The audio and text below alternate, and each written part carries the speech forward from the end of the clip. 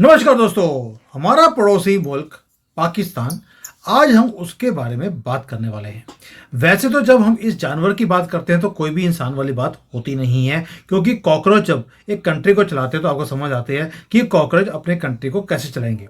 ये कूड़े के ढेर में रहते हैं और जहां जाते हैं वहां पर कूड़े का ढेर क्रिएट भी कर देते हैं। यानी कि ये जिस कंट्री में जाएंगे वहां पर पहले तो थाली में छेद करेंगे, उसके अंदर मूतेंगे और फिर वो वाला खाना खा भी लेंगे। अब आप सोच के देखिए, जिस जिस कंट्री में गए, यूरोप में गए भट्टा बैठ गया, यूके में गए, अब वहां पे बोलना शुरू कर दिया कि हम तो क्वीन को तभी एक्सेप्ट करेंगे जब वो बुरके में आएगी। तो ये तो इनका हाल है कि जहां जाते हैं वहां पर ये मूतना शुरू कर देते हैं। अब एक बड़ी ही दिलचस्प बात सामने आई है कि पाकिस्तान ने अपने कंट्री को बचाने के लिए और आगे जाकर चलाने के लिए एक बहुत ही बड़ा इकॉनमी का इन्होंने फॉर्मूला निकाल दिया। आपको याद होगा कि इन्होंने अपने जो इमरान खान थे, उन्होंने अपने जो गलियों में कुत्ते थे उनको पकड़कर इन्होंने चाइना को बेच दिया था। उसके बाद क्योंकि इनके पास 25 करोड़ जिहादी हैं या गधे बोल दीजिए, वो फिर इन्होंने गधे भी एक्सपोर्ट करने शुरू कर दिया। दुनिया के बेहतरीन गधे वो पाकिस्तान ही क्रिएट करता है। अब इन्होंने अपनी लड़कियां भी बेचनी शुरू कर दी हैं अपनी इकॉनमी को चलाने के लिए। अब ये इसके ऊपर उमेश जी की पकड़ बड़ी अच्छी है, क्योंकि इन्होंने पूरा ट्रैक रिकॉर्ड बना के रखा है कि कितनी जो लड़कियां हैं वो पाकिस्तान ने बेची हैं, क्यों बेची हैं, किस तरह से बेची हैं, किसको बेची हैं और उनका आगे जाकर क्या होगा। इसके साथ साथ चार पांच खबरें और हैं जो पाकिस्तान से हैं और आपको भी ये चीजें टच करेंगी। रीजन बीइंग, कल को हमारे साथ भी कहीं ऐसा ना हो जाए जो आज वहां पर आपको दस्तक दिखती है। उसमें कहीं ना कहीं हमारे पूर्वजों ने कैसे अपनी गर्दनें कटा दी इन जानवरों के सामने, लेकिन हार नहीं मानी। लेकिन आज वही हिंदू जो पाकिस्तान के अंदर कितना पीड़ित है, इसके ऊपर बात करेंगे। उमेश जी, जय सिया राम। जय सिया राम। सर, पाकिस्तान के पास इतना बेहतरीन फॉर्मूला कि उन्होंने अपनी लड़कियों को बेचना शुरू कर दिया है चाइना में, और चाइना में जाके उन लड़कियों का क्या होता होगा सर, आप कभी इमेजिन कर सकते हैं? सर, सबसे पहले तो मैं ये बताना चाहूंगा कि चाइना का सेक्स रेशियो जो मेन टू वुमेन है वो बहुत कम है। वहां पे लड़कियां नहीं हैं शादी करने लायक। तो चाइना ने अभी क्या काम किया कि सारी दुनिया में वो कर्ज बांट रहे हैं, और जब वो कंट्री अगर अपना डेब्ट रीपेमेंट नहीं कर पाता है, या तो उसको अपने स्ट्रेटेजिक पोर्ट्स देने पड़ते हैं, उसके ट्रेड रूट देने पड़ते हैं, या उसकी जमीनें देनी पड़ती है। अभी तो ऐसा हालत हो गई है कि पाकिस्तान की वो अपनी किस्तें चुका रहा है पाकिस्तान, लड़कियां बेचकर। ऐसी तो हालत हो गई है इनकी। आप समझ जाइए, ऐसा नालायक मुल्क मैंने आज तक नहीं देखा है। सर, नालायक में भी लायक वर्ड होता है, इनके पास तो लायक नाम की कोई चीज ही नहीं है। नामाकुल ठीक रहेगा इनके लिए। सर, अभी तो मैं ये भी बोल सकता हूं कि नवाज शरीफ जिंदा है, नहीं तो शहबाज शरीफ अभी तक तो मरियम नवाज को बेच देता, ये भी कर देता। ऐसी हालत है इन लोगों की। आपको ये बात जान के हैरानी होगी कि पाकिस्तान में छोटी बच्चियां 12-13 साल की बच्चियों को इनको अगवा किया जाता है, इनका रेप किया जाता है। 70 साल के बूढ़ों के साथ उनकी शादी कर दी जाती है। हर साल 1000 लड़कियां, कम से कम 1000, दिन की 3 लड़कियां सर, हिंदू, सिख, क्रिश्चियन लड़कियों को अगवा करके 60-70 साल के बूढ़ों के साथ इनकी शादी कर दी जाती है। इनको कैसे किया जाए, मुझे तो ये भी नहीं समझ, मैं तो सोच भी नहीं सकता। और पाकिस्तान के जो लोग हैं इसको अलाउ कैसे करते हैं? आप वो सोचिए ना। सर, पहले भी दो चीजें हैं जो आपने टच करी। पहले तो आपने बोल दिया कि जो सेक्स रेशो है चाइना में, कि मेल फीमेल जो मेल्स की जो पॉपुलेशन ज़्यादा है, लड़कियों की पॉपुलेशन कम है।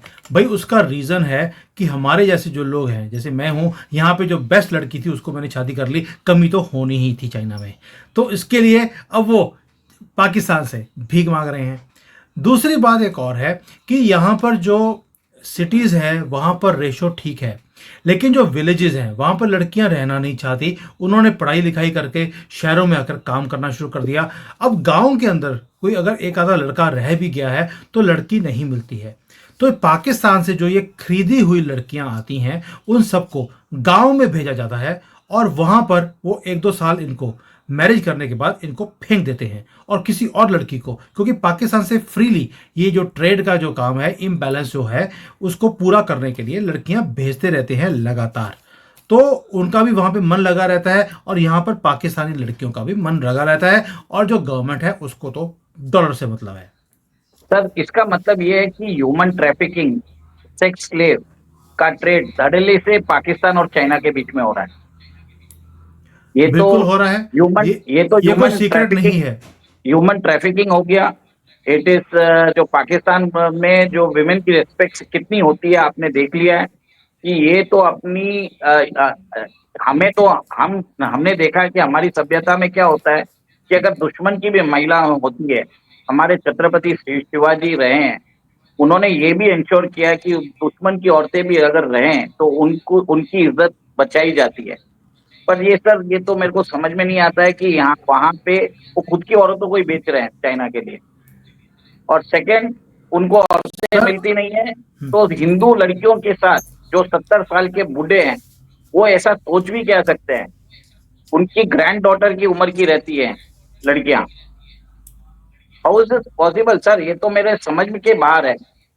ये पाकिस्तान सभ्यता और पाकिस्तान संस्कृति की बता रहा है कि पाकिस्तान की तहजीब क्या है, कि वो किसी भी औरत को कैसे भी देख सकते हैं। सर ये जो दादा होता है वो अपनी पोती के साथ हलाला कर लेता है उसका, तो सर उसके बाद क्या रह गया आप सोच के देखिए। इज्जत तो इनकी बचपन से होती नहीं है, इसीलिए जो लड़कियां हैं वो कहती है कि हमारा बचपन से चाचा ताया बाप दादा भाई सब ने हमें पेला है, हमारा हलाला घर में ही हो गया है। अगर चाइनीज भी जाकर कर देंगे तो क्या फर्क पड़ने वाला है, एटलीस्ट हमारे जो सारी फैमिली है ये तो सुख चैन की जिंदगी जिएगी, पैसे मिल जाएंगे इनको। तो वो भी खुशी खुशी चली जाती हैं चाइना में। ये इनकी सर कंट्री का तहजीब है, इनके मजहब की 1400 सालों की ये हिस्ट्री है कि अपने ही घर में ये अपने ही लड़कियों का हलाला कर देते हैं। सर ये सोचिए ना, हिंदू लड़कियां जो 12 साल की 13 साल की है, इनको घर से आके अगवा कर लेते हैं। फिर वहां पे उधर की कोतवाली, उधर के जज, सब लोग मिलके इस निकाह को, जो 70 साल का बूढ़ा है उसके साथ उनकी मैरिजेस को सोलमनाइज भी कर देते हैं। मुझे ये नहीं समझ में आता कि पाकिस्तान में एक तरह से सिस्टम बनाया गया है कि आप इंस्टीट्यूशनलाइज मैरिज कर सकते हैं छोटी लड़कियों के साथ। तो sir it's Pakistan is a paedophile country. बिल्कुल है। आपको देखिए मान सर, आप अगर वो हिंदुओं के साथ कर रहे हैं लेकिन मुसलमान लड़की होगी तो बोलते हैं कि उसको नहीं कर सकते आप, क्योंकि उसको तो हम ऑलरेडी हलाला कर चुके हैं, इसकी मैरिज कैसे कर सकते हैं आप, उसकी अबडक्शन अलाउड नहीं है। बरोबर, आपकी बात सही है। दिन की 3 लड़कियां पाकिस्तान में उनको कन्वर्ट किया जाता है पूरे पाकिस्तान में। 1,000 लड़कियां साल की होती है तो दिन की 3 लड़कियां होती है। और सरप्राइजिंगली इंडियन गवर्नमेंट ने आज तक इसके ऊपर कुछ भी नहीं बोला है। ना तो भारत के प्रधानमंत्री ने कभी ये इश्यू रेस किया है, ना हमारी डायोस्पोरा ने कभी इसके बारे में कुछ बोला है। मेरे हिसाब से अमेरिका में एक लेडी है, सिर्फ वो ही इस प्रोजेक्ट इन लड़कियों की वॉइस बनने के लिए वही एक लेडी है जो काम कर रही है। वो प्रोजेक्ट चिंगारी के नाम से वो ये मुहिम चला रही है। वहां पे उसने कांग्रेस के लोगों को भी लिखा है इसके बारे में। बट प्रॉब्लम क्या है ना सर, जब तक ऑफिशियली इंडिया से प्रोटेस्ट लेटर नहीं जाता है, भारतीय गवर्नमेंट हिंदूज जो पाकिस्तान में उनको इनको प्रोसिक्यूट किया जा रहा है, बांग्लादेश में प्रोसिक्यूट किया जा रहा है, उनके बारे में नहीं बोल रहे हैं। देखिए ट्रम्प साहब ने कितने अपने लास्ट डेज के जो कैंपेन में उन्होंने जैसे ही हिंदूज की बात की, बांग्लादेश के हिंदूज की बात की, उसमें उनका भी वो भी जीते। जो क्रिटिकल 6-7 स्टेट्स है वहां पे हिंदूज ने बहुत बढ़ चढ़कर they voted for Donald Trump over Kamala Harris, जो इंडियन ओरिजिन की है। बिल्कुल सही है। सर ट्रंप ने बात वाकई बात सही है। हमने कई बार अपनी वीडियोस में बोला है कि मोदी जी, आपकी साइलेंस हमारी जान लेकर ही जाएगी। क्या उसके बाद आप बोलेंगे? इतना कुछ हो रहा है पूरे दुनिया में, आप बोलते ही नहीं हैं। लेकिन सर आपने जैसे बोला कि वहाँ पे पाकिस्तान में लड़कियों को बेच देते हैं, उनकी फोर्सफुल कन्वर्जन होती है, यहाँ तक कि वहाँ पे जो लोग पकड़े जाते हैं आर्मी की तरफ से, उनके ऑर्गन्स की भी हार्वेस्टिंग हो रही है, यानी कि उनके अंदर से वो सारे पार्ट्स पुर्जे निकाल कर बेच भी देते हैं। सर इस तरह से आर्मी चलेगी और कंट्री चलेगी? सर बलूचिस्तान में जो बलूचिस्तान लिबरेशन फ्रंट है, बलूचिस्तान लिबरेशन आर्मी है, ये बनी है उसके कारण। जो पाकिस्तान में सबसे बड़ा प्रोविंस है बलूचिस्तान है। 44% of Pakistan land mass it comes from Balochistan. Balochistan में सबसे ज्यादा मिनरल्स भी है, उधर नेचुरल रिसोर्सेस है, इसमें गोल्ड है, यूरेनियम है। It is a treasure trove. Pakistan के अंदर सबसे ज्यादा उनकी जो इकोनॉमी को कंट्रीब्यूशन करता है वो बलूचिस्तान है। पर बलूचिस्तान का रिप्रेजेंटेशन इन नेशनल असेंबली बहुत ही कम है। वहां पे लोगों को परसिक्यूट किया जाता है, वहां पे लोगों को पकड़ लिया जाता है, उनको पकड़ने के बाद एनेस्थीसिया भी नहीं देते हैं। दिन उन एनेस्थीसिया दिए बिना उनके ऑर्गन्स निकाल दिए जाते हैं और ये ऑर्गन्स हार्वेस्ट करके ये बाद में चाइना को बेचते हैं। सर एक तरह से ऑर्गन ट्रैफिकिंग भी होती है, इलीगल ऑर्गन ट्रैफिकिंग। वो भी सोचिए, ये काम जो पाकिस्तान की आर्मी है, वहशी दरिंदी आर्मी, ये काम करती है और बलूचिस्तान के लोगों के ऊपर बिल्कुल सही। परसिक्यूशन हो रहा है।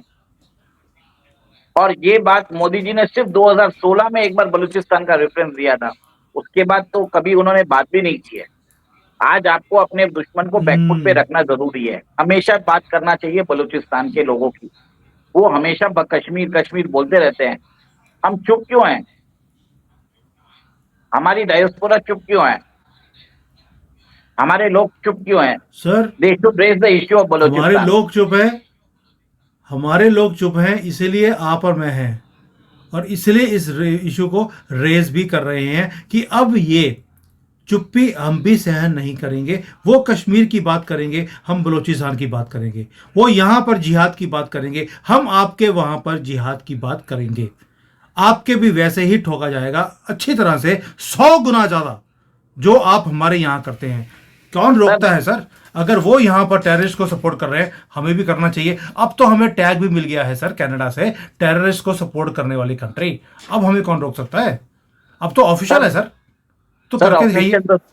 ऑफिशियल तो छोड़िए, जो कनाडा की जो गवर्नमेंट है उसके अंदर जो खालिस्तानी है कनाडा में, उनको भी सपोर्ट आईएसआई कर रहा है। आईएसआई और सीआईए कर रहा है। तो आप बता दीजिए, आप मुझे ये बताइए कि अगर वो ये जो खुद ही आतंकवादी नेशन है, कनाडा खुद एक आतंकवादी नेशन है, वहां पे निज्जर जो यहाँ पे 2 टके का अपराधी था, उसको बोला जाता है कि असैसिनेट किया गया। मेरे ख्याल से तो उसको आपसी दुश्मनी के कारण वो कहीं पे कुत्ते की मौत मरा गया, उसको जाके बोल रहे हैं असैसिनेट। जिस हिसाब से उसको ग्लोरीफाई मैग्नीफाई किया जा रहा है, मुझे तो ये समझ में नहीं आता है लोगों के लिए। और यहाँ पे हिंदूस ने आज तक उसका जवाब क्यों नहीं दिया? कनाडा के हिंदूस ने क्यों जवाब नहीं दिया? तुम अभी जब 2-3 दिन पहले जब हिंदू टेंपल पे अटैक हुआ, तब वहां पे कनाडा के हिंदूस जागे। ये अच्छी बात है, बट आप और देर से जागे हो, इतना ही बोलूंगा। सो उमेश जी एक चीज बताइए मुझे, मुझे समझ नहीं आता। मैं कई बार कई वीडियोस में मैंने बोला है कि भारत की बदकिस्मती है कि मैं भारत में नहीं हूं। मैं कसम खा के बोलता हूं, अगर मैं भारत में हूं तो मैं कैनेडियन एम्बेसी के बाहर फुटबॉल के ऊपर कनाडा का झंडा लगाकर, वहां पर ट्रूडो की गंदी सी फोटो लगाकर फुटबॉल खेलता हुआ मैं आपको दिखाई दूंगा। जिस दिन हम ये काम करना शुरू कर देंगे, गली गली में प्रोसेशन निकालेंगे, उसके फोटोज को जमीन पर लगाकर उसके ऊपर रौंदते हुए निकलेंगे, उसके पुतले जलाकर उसके जलाएंगे या चप्पल से उसके पुतलों को मारेंगे, उस वक्त पता लगेगा कि कनाडा की जो फ्रीडम ऑफ स्पीच की ऊपर जो ये सारे खालिस्तानियों को अलाउ करते हैं, उसके ऊपर तकलीफ उनको होती है या नहीं होती। जब तक हम उन्हें उसी भाषा में जवाब नहीं देंगे, जैन हूं, उसके बाद भी मैं बोलता हूं उसी भाषा में जवाब देना पड़ेगा, क्योंकि जैन का मतलब ये नहीं है कि बेवकूफ बन जाओ। सामने वाला आपको बेवकूफ बना रहा है, आप बोले मैं अहिंसा करूंगा, बेवकूफी है। रामचंद्र जी ने भी अहिंसा का पाठ सारी उम्र पढ़ाया, लेकिन बाद में वध करने के लिए हथियार उठाने पड़े। और यही काम हमें भी करना पड़ेगा। जो कनाडा हमारे साथ कर रहा है, हमें उसके साथ वही करना पड़ेगा। उसके झंडे को भी रौंदना पड़ेगा सर। आपको नहीं लगता भारत में एटलीस्ट ये मुहिम शुरू होनी चाहिए? सर जरूरी होनी चाहिए। और भारत के अंदर जो ऑर्गेनाइजेशन है, जो आरएसएस से कनेक्टेड है, जैसे वीएचपी है, बजरंग दल है, इन सबको बोलना चाहिए कि आप जो ये सब इश्यूज लेके उनकी कैनेडियन एम्बेसी के बाहर जाके ये सब प्रदर्शन करिए। आप अपना विरोध जताइए कि आप वहाँ, आपको जान के ऐसा हैरानी होगी कि कैनेडियन गवर्नमेंट हमारी कॉन्सुलेट को सिक्योरिटी नहीं दे रही है उधर। बहुत सारे कॉन्सुलर सर्विस को हमें बंद करना पड़ा उसके कारण, और हम यहाँ पे इनको सिक्योरिटी दे रहे हैं। हमें भी वैसे के वैसे इनकी सिक्योरिटी हटा देनी चाहिए और वहां पे प्रोटेस्ट करना चाहिए। और इसी के कारण पाकिस्तान भी सुधरेगा। पाकिस्तान का जो इंडस वाटर ट्रीटी है उसके पानी बंद कर दो एक दो हफ्ते के लिए। सर करना तो पड़ेगा ना कहीं स्टार्ट तो करना ही पड़ेगा। ये लातों के बूते वैसे मानेंगे भी। हमारे हमारे सर 5 लातों साल के पहले जब बालाकोट हुआ था, हमारे बिग 21 में जो फाइटर थे अभिनंदन जी, उन्होंने F-16 को मार गिराया था। पाकिस्तान के लोगों ने अपने ही फाइटर उनके जो F-16 के फाइटर एयरक्राफ्ट चला रहे थे उसको मार डाला। उसको समझा कि ये इंडियन है। पाकिस्तान आर्मी और पाकिस्तान आईएसआई ने वो मैटर को दबा दिया। भारत का जो M21 था, जो फाइटर प्लेन था, वो 1960 के दशक का था। और F-16 अमेरिकन सेना का बोलते हैं कि वो प्राइस पोसेशन है। तो हमारे अंदर सही लड़ने बात की है। लड़ हमारे फोर्सेस के पास पूरा जज्बा है लड़ने की। उनको उनको आप फ्री हैंड दे दीजिए। इसराइल के जैसे जैसे इसराइल की आर्मी को फ्री हैंड दिया गया है, इंडियन आर्मी को भी आप फ्री हैंड दे दीजिए। ये जो टेररिस्ट कैंप, तो एक कैंप भी नहीं बचेगा उधर। जब भी सर मुझे मिला लगता है पाकिस्तान ही नहीं बचेगा। वो वो वो तो पक्का हो ही जाएगा कभी भी। पाकिस्तान अंदर से ही विघटन हो रहा है उसका। पाकिस्तान के सही 4 बात टुकड़े है होने वाले हैं। आपको बता देता हूँ। उमेश जी। बलोचिस्तान और फाटा में पाकिस्तान के एडमिनिस्ट्रेट जो रीजन है, बहुत large parts of the country are not ruled by the Pakistan army anymore. They are being ruled by the warlords. वहां पर पाकिस्तानी फोर्सेस को चुन चुन के कुत्तों के जैसे मारा जा रहा है। चाइनीज, तो इस चाइनीज को मार दिया है उन्होंने बलूचिस्तान में। चाइना ने अभी पाकिस्तान को बोला है कि आप हमारे सिटीजन्स के लिए आर्मर्ड व्हीकल्स करिए, एक्स्ट्रा लेयर ऑफ सिक्योरिटी करिए। ऐसी तो हालत है पाकिस्तान के अंदर। पाकिस्तान फोर्सेस के खिलाफ एक बगावत हो चुकी है। और क्या चाहिए सर? इसको तो हमें तो सपोर्ट करना चाहिए उन लोगों के लिए। बिल्कुल हम पूरी सपोर्ट देने को तैयार हैं। मैंने पहले भी एक बार मुहिम चलाया था कुछ 6 महीने पहले कि बलोचिस्तान का अगर कोई भी सुन रहा है, पैसे मत मांगना, क्योंकि आपके ऊपर विश्वास नहीं है हमें। ये मैं साफ साफ बोल रहा हूँ, क्योंकि पाकिस्तान का पानी पिया है गंदे वाला आपने, और हो सकता है कि आपने थूक पेशाब वाला खाना भी खाया हो, इसलिए आपके ऊपर विश्वास नहीं है। आपको कहीं भी मॉरल सपोर्ट चाहिए, आपको यहाँ वीडियोस के लिए थ्रू आपको सपोर्ट चाहिए, यूनाइटेड नेशंस में आपके लिए आवाज़ उठाने का काम करना हो, आप मुझे कांटेक्ट कर सकते हैं। ईमेल आईडी नीचे दिया है। We will support you. आपको हथियार चाहिए, पैसे भेज दीजिए, हथियार पहुंच जाएंगे। काम कीजिए पाकिस्तान में और अपने एरिया को आप आज़ाद कराइए, हम आपके साथ हैं। दूसरी बात, जो कोई भी सुन रहा है अभी, अगर आपको बजरंग दल, आरएसएस, कोई भी ऑर्गेनाइजेशन के लोग अगर आपको जानते हैं, please share there details with me. मेरा ईमेल आईडी फिर नीचे दिया हुआ है। आप उनका नंबर देंगे, I will talk to them कि किस तरह से हमने ट्रूडो की और उसकी गंदी गवर्नमेंट की, और ये गंदे जो खुजली खाए हुए खालिस्तानी हैं, इन सब की खुजली कैसे दूर करनी है। I will tell you the formula. और एक जिस दिन करेंगे, और अगर आप मुझे उसके लिए भारत आना पड़ेगा, I will come and support you also. तो मेरे साथ उनके नंबर शेयर कर दीजिए, बात मैं अपने आप कर लूँगा। उमेश जी, ये रिक्वेस्ट आपके साथ भी है। If you know somebody, please share their numbers and I will take this मुहिम फॉरवर्ड। सर ये बात अच्छी है, पर भारत की एक ऑर्गेनाइजेशन का सपोर्ट होना जरूरी भी है। आप और मैं अकेले कुछ नहीं कर सकते। हम सिर्फ बात कर सकते हैं, हम आइडिया दे सकते हैं, हम जगा सकते हैं लोगों के लिए। तो मेरा ये मानना है कि हमें एम्बेसी तक वो काम जरूर करना चाहिए। एम्बेसी के बाद प्रोटेस्ट करिए। बाकी बात रह गई है कि दूसरे मेथड्स की, वो इंडियन गवर्नमेंट अपने आप ही कर रही होगी, हमें वो सब करने की जरूरत नहीं है। थोड़ा सा मैं आपसे तो इस मामले में डिसएग्री करता हूँ, बट मेरा ये मानना है कि कभी भी काम वैसा करिए जिसमें किसी को नुकसान ना हो। सर, सामने वाला जिहाद करे और आप बोलें कि डेमोक्रेसी और सेकुलरिज्म और अहिंसा का पाठ नहीं चलेगा। जिहाद के खिलाफ जिहाद जब तक आप नहीं करेंगे, आप अपनी कंट्री को, अपनी कम्युनिटी को आप बचा नहीं सकते। जिहाद अगला करे, आपको भी जिहाद ही करना पड़ेगा। सो आपका आइडिया है, मैं फिर भी सर, सपोर्ट करने को तैयार हूं बलोचियों को। मैंने पहले बोल दिया, पैसे हम नहीं देंगे क्योंकि आपके ऊपर विश्वास नहीं है। आपको प्लेटफॉर्म चाहिए अपनी आवाज़ को उठाने का, हम प्लेटफॉर्म आपको देंगे। So sir, please come forward. Bharat में जो लोग रह रहे हैं उनको एक एग्जाम्पल सेट करने की जरूरत है। और एग्जाम्पल अपनों पे नहीं किया जाता, अपने बेगानों पे जरूर आजमाया जा सकता है। तो जीता जाता है एग्जाम्पल पाकिस्तान है, जहां पे $1 200-300 हो चुका है पाकिस्तान रुपीज। वहां पे हालत ऐसी है कि बिजली का बिल रेंट से ज्यादा हो गया है बहुत सारे सिटीज में। भीख मांगने के लिए तो शहबाज शरीफ हर जगह जाता रहता है। मुझे तो ये डर लगता है कि कभी कभार वो मरियम नवाज को ना भेज डाले। जब तक नवाज शरीफ जिंदा है तब तक तो वो पक्का नहीं होगा, उसके बाद वो मरियम नवाज शरीफ को भी भेज सकता है।